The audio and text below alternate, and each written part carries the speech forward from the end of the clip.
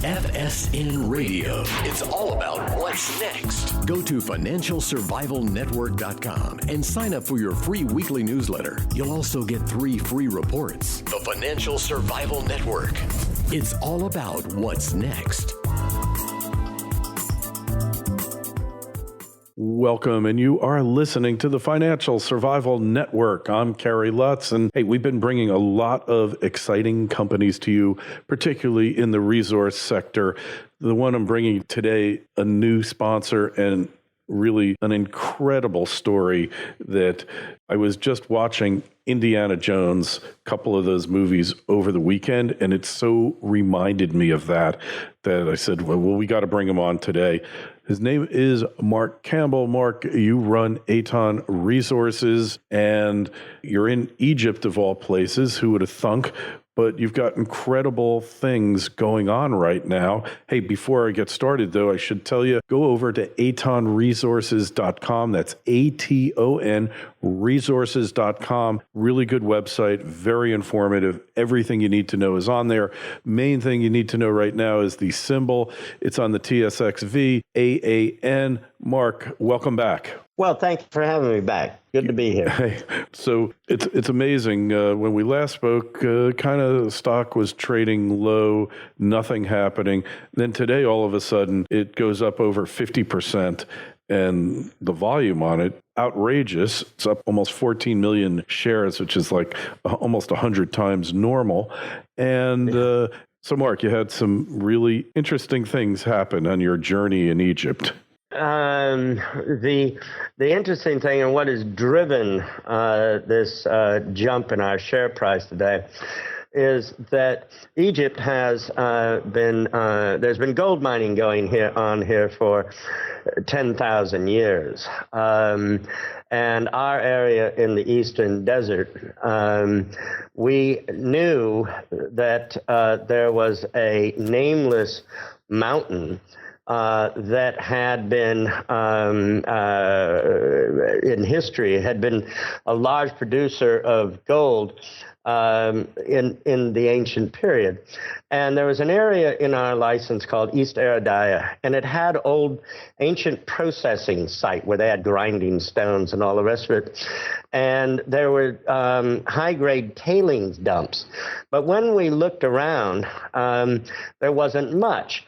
And using spectral imaging and just good old boots on the ground, our geologists climbed up this nearby mountain.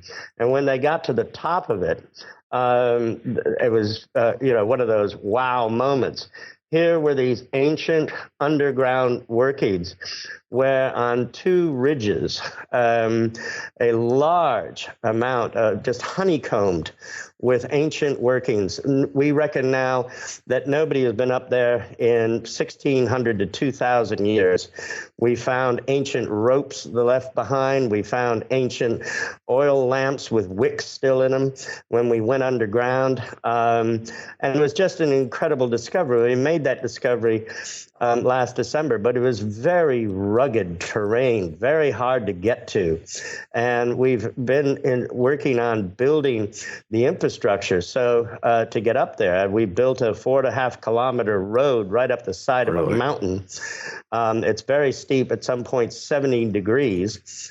And we're now drilling there. And these first results that we had out today really speak to the history and the richness of this area.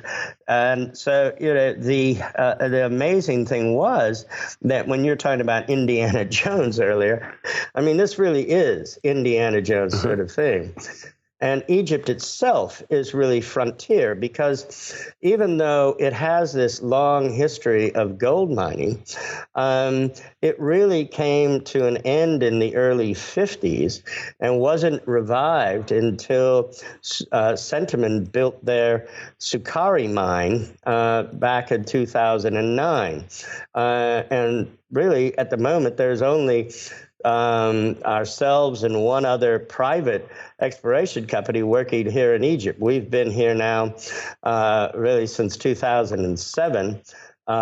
We have one development project, which is a small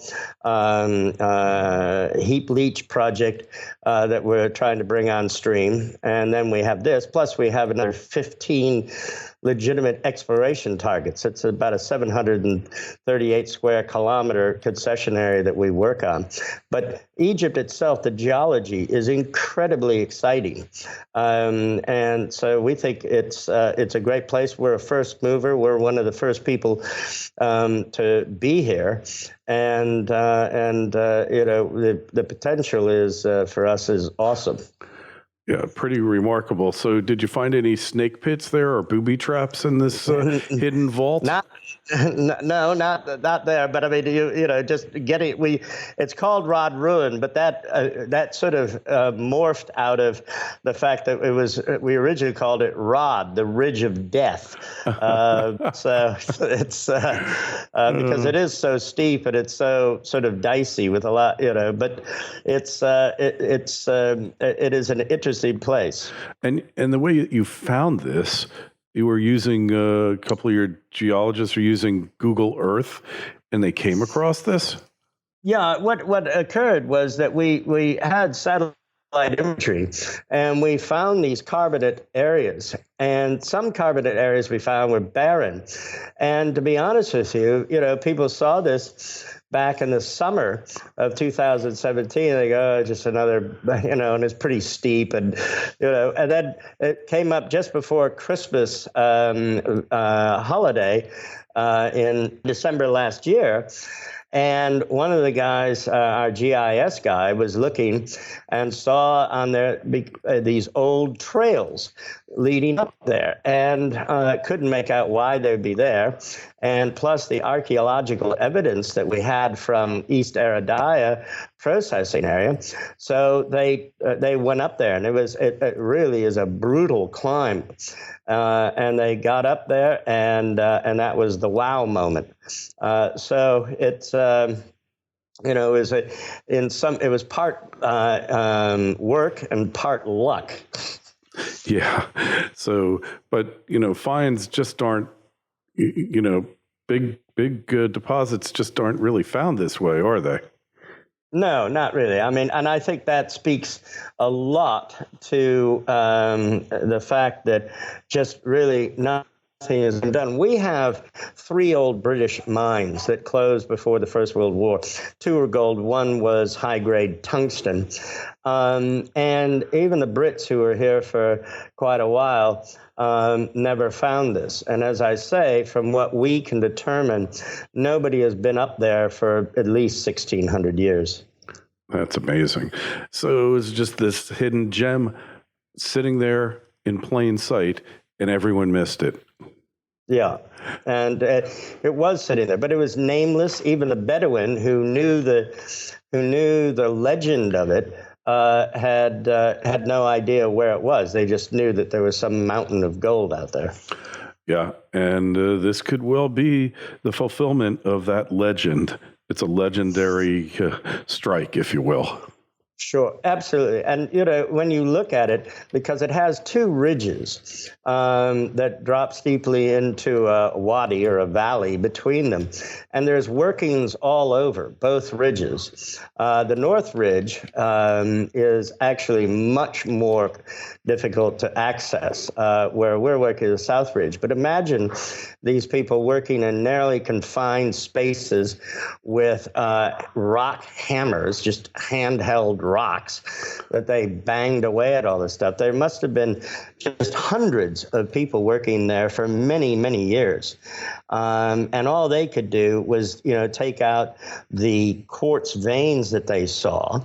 And what's interesting is that the geology is a bit strange. It's in the sediments. So we have mineralized slates and things that really nobody really ever sees. So, it's part, working on developing and finding an economic deposit, as well as working out the geology as you go. And that's very typical of Egypt because there's really not a lot of information. So it is an explorationist paradise as a destination. So obviously, one of the major reasons why nobody's gone to Egypt is because they weren't exactly welcomed with open arms by the government, right? No, that's right. I mean, it's like a lot of places that are Egypt. You had several things happen. You had the change in government when Nasser came to power in 1952. The remaining mining companies over here were foreign left. You had major discoveries in the oil business here. And so it became an oil environment, and the mining industry effectively withered on the vine and died. And so they instituted a policy. They just said, well, oil and gas mining, they're both extractive. So we're just going to use the oil and gas model and apply it to mining. And of course, it really didn't work. And nobody really ever asked the question because oil and gas was doing well. Well, why is there no mining? Now they've asked the question, and it's the president of the country who's really asked that question because he wants to maximize the resources of the country. So at the beginning of this year, the Minister of Petroleum, Tariq Al-Mullah, engaged Wood Mackenzie, the large resources consulting firm who had done so much for Ecuador, to come in and say, okay, look, what's wrong with all of this and how do we fix it? And they are right now in the process of doing that. So this production sharing agreement arrangement will go away. It'll be a tax, royalty, rent regime like everywhere else. This joint venture with where the government owns a stake in the business disappears. They will open up for people to come and be able to, find their own ground. And, we have seen in the last year Resolute Mining out of Australia pick up 2 areas with a view that this is changing. And we believe it will change. We've been, involved in giving our input as the industry into this. And the government seems very, very focused on changing it. It's a very reform-oriented government. They've taken some very hard decisions with the IMF, and they really are investment-oriented. They want to attract investors, and one of those areas that they really want to find people to come into is mining, because historically, not only gold, we always talk about gold, but areas in the Eastern Desert and in the Sinai, they mined copper in ancient times, zinc. At one point, it was the largest supplier of emeralds to Europe before Colombia and a lot of other places came along. So very true. Rubies too, I think, right? Didn't they do rubies as well? Peridot. Peridot is the big thing that they have here. But it's mapped. It's been mapped in nickel, and some people think they're platinum group metals here. I mean, really, it's one of these things where you don't really care what somebody's looking for. You just want to come and spend money in your country. So, and they realize that. I love that. Go look for whatever. I mean, lithium. Who cares what you're looking for? So it's they're very focused on reforming this, and this is, and of course, being one of the first people here, understanding how the country works, and understanding that it does take time, but they are actually moving in the right direction. And I think it's going to be sooner rather than later that this all changes. Yeah, it's really exciting. So your background is in petroleum, and you made the switch to mining, and petroleum is like a very predictable, developing petroleum resources become a very predictable ho-hum kind of business, but mining really hasn't followed suit by any stretch. It's still highly risky. It takes so long to develop a mine. Oil wells you could be drilling in less than a year if things go really well, but doing a mine takes a lot longer. So you've kind of had to reorient yourself to a whole Well, different yeah, industry. I mean, that's right. And that's a very good point. And that's one of the reasons why, because this break, as it were, in mining, all those old mining geologists, I mean, Egypt has actually the second oldest geological. Really? The second oldest geological society in the world, really? 1912 was the first geological. Yeah. So, Mark, we got the signal kind of coming in and out, and you say that's part of the Indiana Jones effect. Yes, that's right. Yeah, I mean, I'm in Egypt, you're in the States. But it's so it died out. So there weren't really anybody who understood mining, and so they, as I say, they applied the oil and gas law. But on average, it takes from go to woe, sort of 10 to 15 years from starting exploration to building a mine. Mm-hmm. And in oil and gas, as you say, you can be drilling a well in a year. Egypt also is the second oldest oil environment after the United States. So, Shell's had been here for 120 odd years. So, it's a completely different business. But the understanding was oil and gas. So, there's this natural assumption that it was the same. But, mine, the economics are back to front because, you spend all your money up front in oil and gas, and then you have one guy comes out and checks the gauges once you're producing. Right. And, the wellbore is your mine. Here you have to build one. You have thousands of people working there. It's a different, and they've finally woken up to that, and they finally do understand that, and that's why they're making the move to reform it all so that they can attract investment into the mining sector, and it is separate from the oil and gas. Absolutely. So totally different industry, totally different risk profile. It sounds like you've got a major find on your hands, though, and it's got to be incredibly exciting. So, so what's next? Where are we heading next? Well, our program, we will probably be able to drill about 6,000 meters of RC percussion drilling up until about Christmas. We'll take a short break, come back in January. But we've got 20,000 meters that we've contracted for. We're very keen to fast track Rod Ruin. We think Rod Ruin does have legs. And we want to very much to move it along as quickly as is humanly possible. Nothing ever goes as fast as you want it to, but as fast as we can make it happen, we want to have happen. And we'll see where we go from there. We're always open to talk to partners or, anyone really. Our business is exploration. I mean, we're the venture capital arm of the mining industry. And, our job is to go and find this stuff.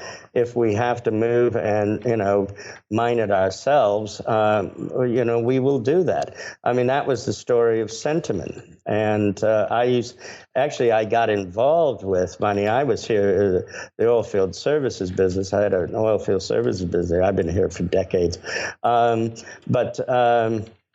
And I got involved with Sentiment in the early stages back in 1995. And that's really my sort of introduction to the mining business. And, the guy who ran that, Samuel Raggi, was your ultimate explorationist. I mean, as soon as you started talking about mining, his eyes glazed over. And, he really, so but they had to turn themselves into a mining company. They've turned themselves into a wildly successful mining company. And Sukari is a world-class mine by any measurement. So, but he's a firm believer that there's a bigger one out there, and maybe we have it. I don't know. But, fact of the matter is that we'll keep moving forward to develop this in every way we can. Whether it's we find somebody who wants to partner with us and buy it off of us, or we take it to fruition and mine it ourselves. Hey, so the economics of mining in Egypt, can you get the equipment, infrastructure? Is that how significant is it? And skilled miners, how hard are they to obtain in Egypt? Well, there's only one place that you can train for that, and that's at Sukari. We, of course, have picked up a lot of the people involved in their exploration period, and these are predominantly geologists. There isn't a lot. I mean, we have an excellent exploration team. I mean, I think that is the backbone of our company. There's the exploration team that we do have, and we've brought on some very good young Egyptian geologists who are doing very, very well, and that's the future here. And in terms of equipment, because of Sukari, there are people that there are companies around. So Capital Drilling, who are a drilling contractor, have a very big operation here. They have 2 yards. They've got stores. They've got spares. There are blasting companies here. They may be foreign, but you have them. And Carbon Holdings has just built the second largest ammonium nitrate plant in the world at Suez. Really? So, you do have fundamentally what you require, and the manpower is good. Egyptians are very good. They're very practical, and we're down in the southern part of Sudan or Egypt, what we call Upper Egypt, they're. The guys down there, for me, are very easy to deal with because they're like West Texans, but only Egyptian. So, I coming from West Texas, I get that. So, we have very good they're hard workers. They're very practical. They're fast learners, and so you have a low cost workforce. The one thing that Egypt has done forward-looking is that they have put in and invested millions of tens of millions, hundreds of millions in infrastructure. So we have a 4-lane highway that is right outside our front gate. We've got power lines. We got a railway that runs through our license area. We've got 2 international airports 2.5 hours away from each other. We've got a deep water port on the Red Sea, which is 2 hours away from us. So, the infrastructure, is phenomenal. And when you take a look at, places like Sudan, where you have great geology, great deposits and all the rest of it, no argument about that. But there's no infrastructure, and Sudan doesn't have the money to spend on it. So, when you look at it, it's got to be big enough to support building roads and power lines and water and all the rest of it. So Egypt has that as a real advantage. Plus, fairly low cost. It's a low cost operating environment. Exactly. So, from that standpoint, we've got a lot of natural gas, electricity costs, power costs are low, labor costs are low. And so, from that standpoint, it's on top of the fabulous geology, it's a wonderful place to be. And you're perfectly poised so that if you do take the mine to production, you can do it because you got everything you need. Hey, so anyway, you need to take a look at Aton Resources. It's on the TSX Venture. The symbol is AAN. And take a look at their website. Highly informative, one of the most transparent company websites I've seen in a long time. AtonResources.com, ATON Resources.com. Mark, hey, thank you so much for coming on and talking about this. Harry, I really enjoyed it. Hey, always.